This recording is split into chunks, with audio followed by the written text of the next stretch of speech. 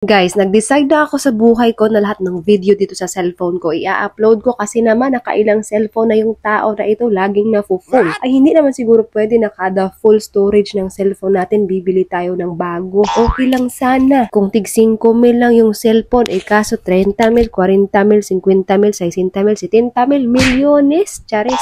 Kaya hindi talaga ito po pwede lalo na ngayon na Diyos ko wala na tayo mapagpupulutan ng pera na puto na yung tao sa daming pinagdaanan sa mundo. Ayun, ang dami kong satsat. Nandito pala ako guys sa Naya Beach, Vela, Sipalay, Negros Occidental. Ay, sa kung hindi nakaalam kung saan banda ng Pilipinas ito, Negros Occidental. So maganda dito, fresh yung tubig dagat, pero sobrang layo nito sa kabihasnan. Pero kung gusto nyo pumunta dito, maraming paraan. So ulitin natin, eto yung bahay kubo na sosyalin. Merong naka-aircon sa amin, naka-electric fan lang kasi hindi naman kami lumaki sa snow. Tsaka pagagala tayo, budget friendly lang para meron pa tayong budget sa bigas pag-uwi. Yun lang. So, dito nga kawayan yung design. Sobrang ganda kasi native na may konting modernization. Kasya nga pala dito yung family kasi 15 kaming lahat dito. 10 adults, 5 kids. Merong 2 beds at saka extra mattress. Hindi mattress mo ha. Mattress na hinihigaan. Tapos isang CR, isang shower, tapos merong powder area, tsaka sala. So, dito ko nga nakita yung itlog mo ay yung iniitlogan ng isda pala. Sorry. So, wag na natin pakialaman yan kasi aakyat tayo sa ibabaw ng puting ilaw. So, kung never mo pang na-experience magkaroon ng may second floor na bahay, dito ma-experience mo yan. Yun nga lang, dapat wala kang arthritis dito. Palakasan talaga dito ng buto. At shoutout nga pala dito sa aking videographer. Tingnan nyo naman yung tunay na magkaibigan. Ganito talaga yung setup kada may vlog tayo. O diba, gumapang na siya at lahat-lahat yung quality ng video niya. Ewan, wala talagang sweldo to. Chares.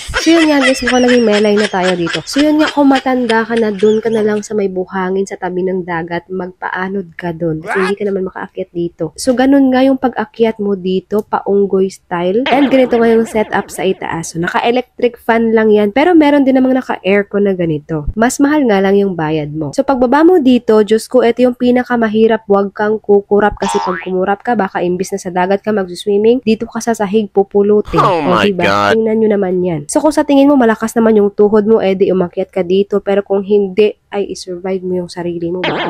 So, ayun nga, nag-turn lang ako dito ng konti. Follow for part 2. So, welcome to my humble house. Wow! Humble house. This is my bed. Oh, gagawin yung balik ko na. I'll show you my CR. Come on, let's go. Ang muna siya pinakamahal, the most expensive flower living on earth. Wow! Nailawa yung tsura. Agad-agad. And this is my Consentia. This is my Consentia, guys. Here, see. Hinihilanag ko ganit sa And this is our CR. I'll show you the tuk-tuk of our CR. There. And there. Okay. And I'll show you the beautiful videographer. Wow! This is the most expensive table on earth. Wow. This is 1 billion pesos. Oh my God. And the most expensive egg. The most expensive egg. Okay, now you know. That's $1 billion. Oh my God. Now let's go upstairs and let's climb like a monkey. Let's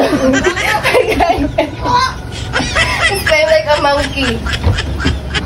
Come on, you beautiful videographer.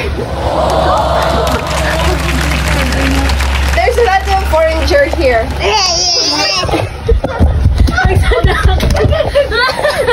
There's the behind the scene.